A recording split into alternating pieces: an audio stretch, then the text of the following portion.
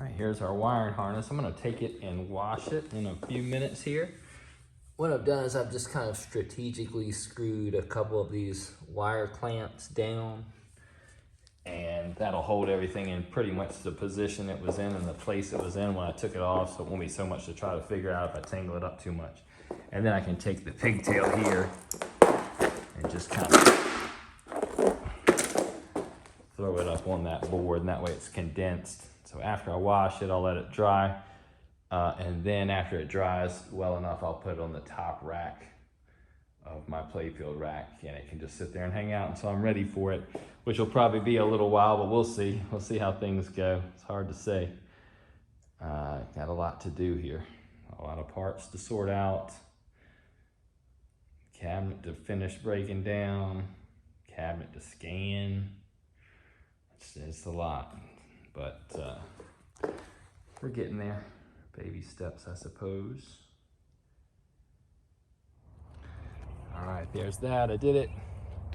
Let it sit here and dry. Just where no water's wicking off of it. Doesn't have to be perfectly dry, but just no water's wicking off of it, and I'll put it on the playfield rack. If you're trying to do something like this, it's real important to get a real thin piece of wood. You don't want some big, thick piece of wood because that's going to hold moisture for a long time. So just the bare minimum of thickness to be strong enough to hold the wires, but still light and easy to move around, dry fast.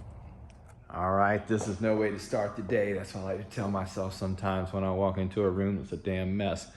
But I do have the wiring harness cleaned. It's dried. It's up on the top shelf. It's laying on top of that old Gottlieb Spirit playfield because that was a good size to support it, because you don't want to put it just up there on that top rack with nothing under it. That wood's too flimsy, it'll bow. Now I have an apron, plastic set, ball guides, miscellaneous parts and pieces kind of spread out a little bit more than I would like. I'll reorganize that stuff. Before I do that, I think my top priority when I start thinking about what is it I don't have, what is it I need, well, I'm in control of the playfield, so I'll be able to handle that. I'm having a cabinet built. I should get that in a week or two, so I'm gonna call that good. I had the back glass. I have two back glasses. Got a plastic set. I got the stuff off to the platers. So what am I farthest away from right now that I need? What do I need most that isn't, those wheels aren't in motion, that isn't happening? And I would say having cabinet stencils made. Nothing's happening there. It's waiting on me. I need to scan this cabinet and send those scans to my buddy Jeff, the Pinball Pimp Miller, if I want to get some stencils made. So I'm going to focus my efforts today on that, and that's going to mean tearing down this cabinet. And I'm sure you could probably scan one of these without it being torn down, but what I really want to do is kind of like lay it on its side and just really be able to do a more thorough job of scanning it. Now this cabinet, man, I thought to myself when I looked at this game, I thought, okay, well, it's rough. You know, the back glass is all bubbled. It's seen some moisture, but you know, as I tear it down, it becomes more and more apparent the kind of life it's lived. And I think maybe some of that life's been outside. I'm not kidding. It's got leaves inside of it. There's mold and mildew on this power panel, so I'll probably make a new piece of wood for that.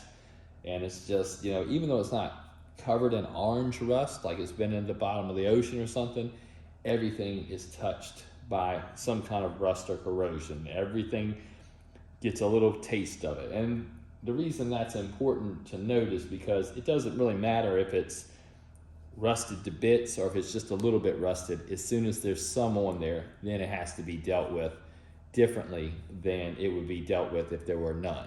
And so with everything being rusted, everything needs a little bit more attention than it should during the course of a normal restoration.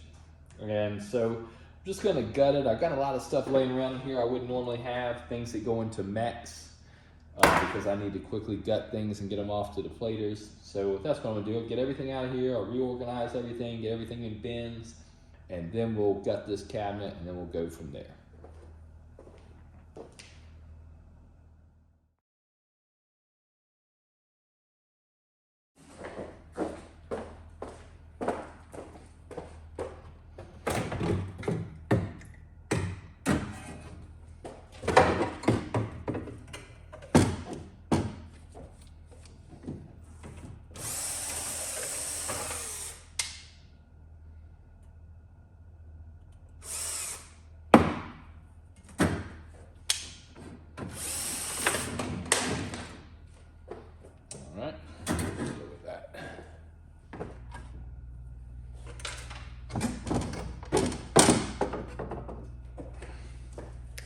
this one's pretty straight. I might reuse this one. I might make a new one.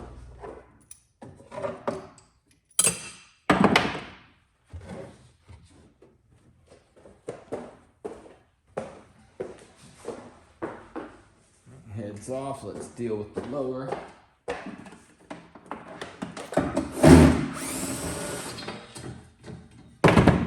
Just like on Spirit, I won't be reusing this. I have to start finding somewhere to keep this shit. If you're into this and you want one of these, let me know. I find those things to be a safety hazard. And you can almost never, the only way you can actually lift it is if you have the playfield just up a little bit and tilt it. It's not that useful.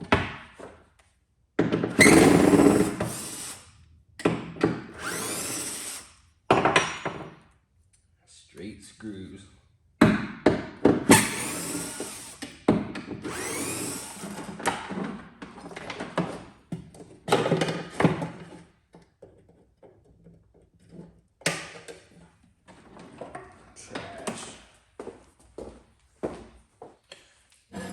Yeah, the way they ground all this stuff is so crazy and unnecessary. This got the wrong line filter in it, but we'll take care of that when we get around to it.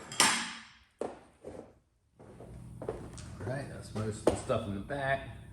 Get this stuff up front, not too much. It takes so many damn tools to take one of these apart. That's why I'm all about trying to change it to something kind of universal or just a few normal things instead of all this.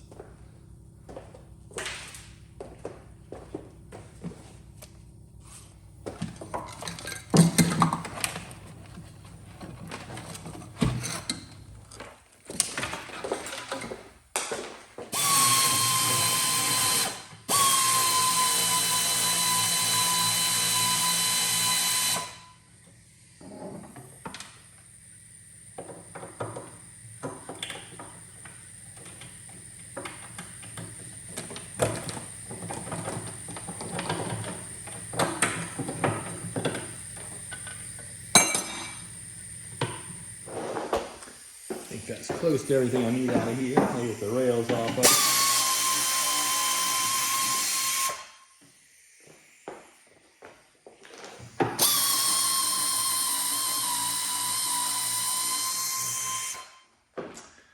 All right, that's what we're dealing with over here. We'll get back to that. I definitely want to deal with that power panel, but like I told you, more than anything, I want to scan this cabinet. So let me get everything out of here. I'll get the rails off. I'll cover that. Maybe, maybe not. I think I covered it pretty well on the Spirit cabinet, and we should be ready. All right, it's gutted. So I can definitely lay this over on its side and scan it. I'll probably start with the head. I'm not that well versed in this. I do have a little scanner thing that's supposed to be really good for doing this. I have to drag it. Another reason I really wanted, got to be able to drag it over there close to the computer to do that. So we'll get organized and we'll do that. And after we get the scans in there and we know they're good, then we'll start dealing with this table full of stuff. All right, we got our play field in pretty good order, so we're gonna go ahead and scan this cabinet. These are kind of, I don't know if they're hard to come by or not, but I bought this one new, and it's still new in the box off of eBay. And I'm just gonna scan it and send these scans to my buddy Jeff, the Pinball Pimp Miller. This is a HP ScanJet 4670. It seems to be the preferred scanner.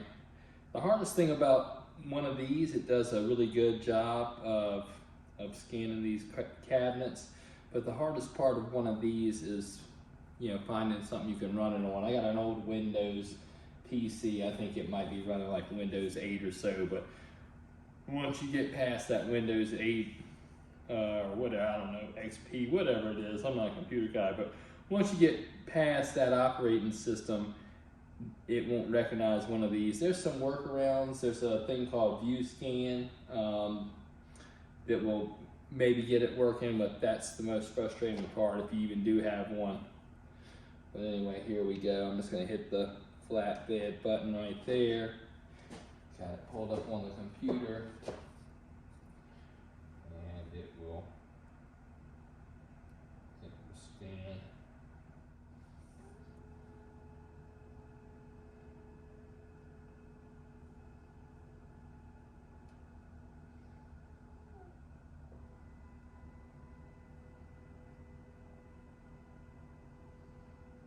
There we go, it pops up on here.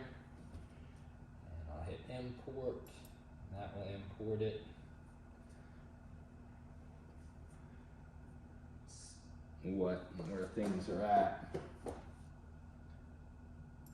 that.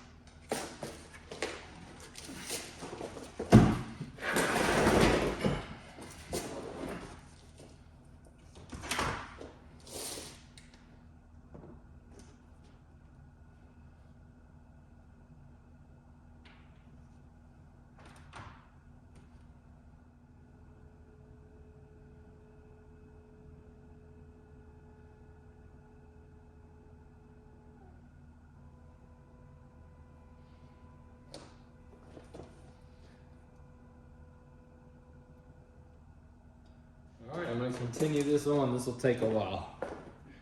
Get the idea. Let's see what we're going to get into today. So, playfield, that's in order. I'm going to sand and polish and paint the back of that in the coming days.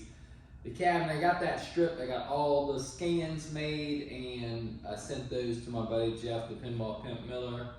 And hopefully I'll have a cabinet and some stencils to work with soon. I usually don't want to be at this stage of my project without either, but really no choice because none of these things exist unless we create them. So, this cabinet not readily available, and of course stencils not available. So we got to make them available. So we're doing that, and I'm just gonna work through all this other stuff in the downtime while I wait for that. I did get all my stuff back from plating, and as predicted, this little lot of plating was $800. It's a lot of little bits and pieces. There's a lot here to sort through. I tried to get out ahead of it and put clear tubing on the threaded parts and do some different things so I won't have a lot of stuff to tap and deal with.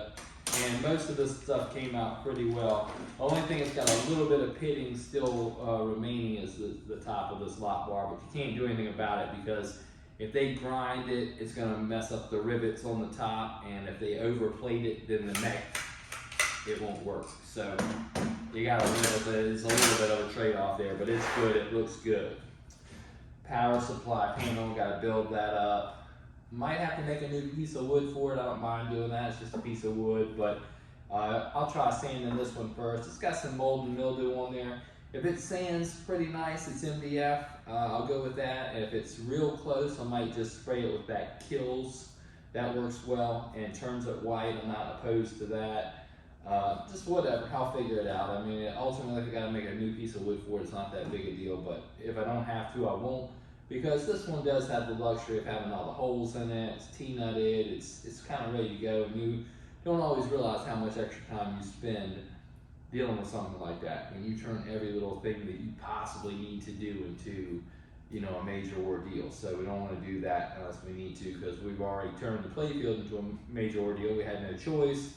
Cabinet's a major ordeal, no choice. All the stuff that has to be plated and put back together because of rusting corrosion, major ordeal, no choice. So anywhere that I can choose not to do that, I will, but that remains to be seen.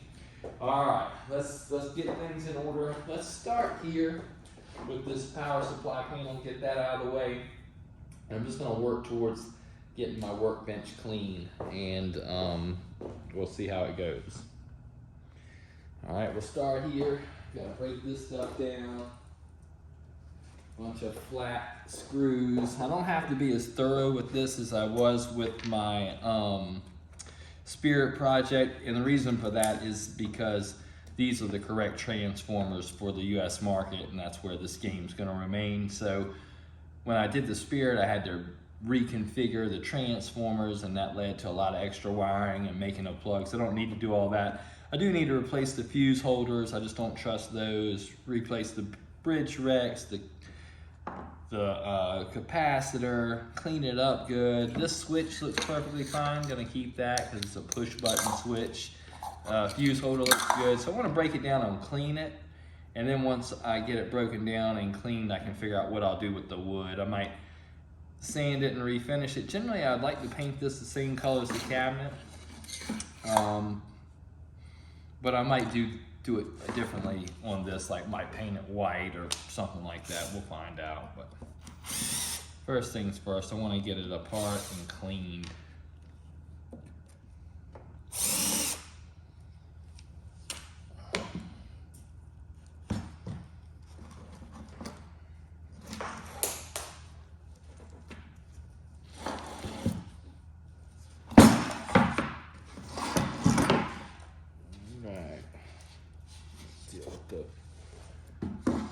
Wooden portions soon.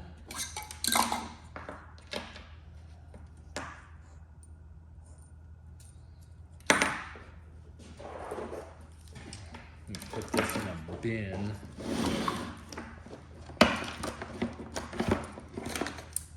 I'm gonna go clean this up, and I'll tell you how I'm gonna do this just because I don't want to drag all the stuff around, but I'm gonna leave it in this bin. I'm gonna spray all this stuff with a cleaner. I'm not gonna saturate the transformers, and I'm gonna clean it the best I can without saturating the transformers, blow it dry, and then while that's setting, we'll deal with these pieces of wood. We'll see what we gotta do to fix those up, but I'll be back with at least this clean.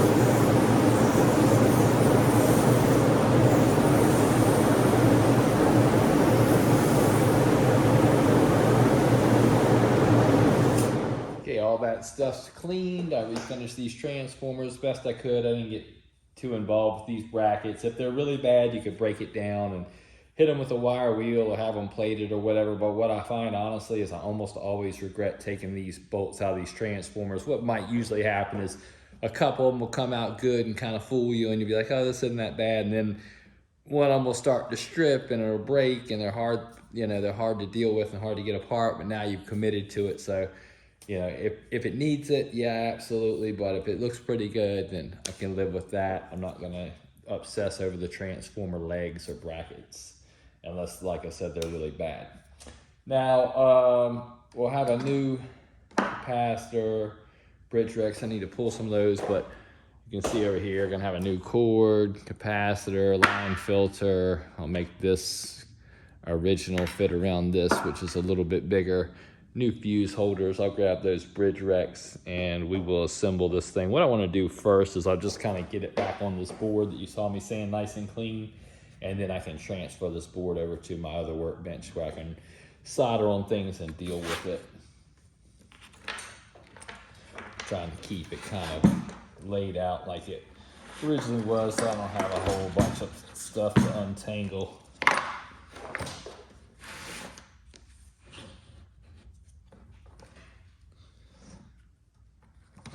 this stuff loose, but I'll screw down anything that else, you know, even like the cable clamps and all this stuff. And all this actually cleaned up really well, so that's good. We'll get over to this. I know you saw me refinishing the panels that mount to the walls of the cabinet, and I just try to roughly give them the look the cabinet will have when I paint it, even though I haven't painted it yet, so I can build these mechanisms and these panels up without delay. All right, so all this stuff will need new screws, new hardware.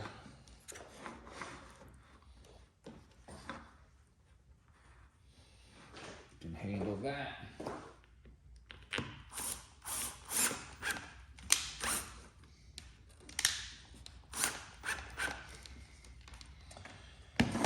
All right, that's good. I'll go print these labels. I'll staple these on, then we'll move it over there and do all of our soldering that we need to do. Here's the power panel, we'll call it, rebuilt. Blacked out the transformer, new cap, new bridge rectifiers, polished all that metal. New service outlet, nickel plated housing, nickel plated knocker bracket, nickel plated volume bracket, new fuse holder, new fuses, new labels. I'll probably put the flipper switches, the button switches on plugs, but I'll deal with that later after I kind of get things mapped out in the cabinet. So that's just a small step in the right direction. I think that's about 4 hours worth of work. I didn't capture it very well because it's, by the time you wash all this stuff and try to figure out how to wire everything back right and all that, it's too much to deal with. But I think I did cover it pretty well on the Spirit project. So a lot of this stuff is just kind of System 80 stuff, and I don't want to dwell on it in this series of videos after I already dwelled on it in the Spirit series. I want to try to focus on what's unique about this restoration and this game. But there's that, and we move on.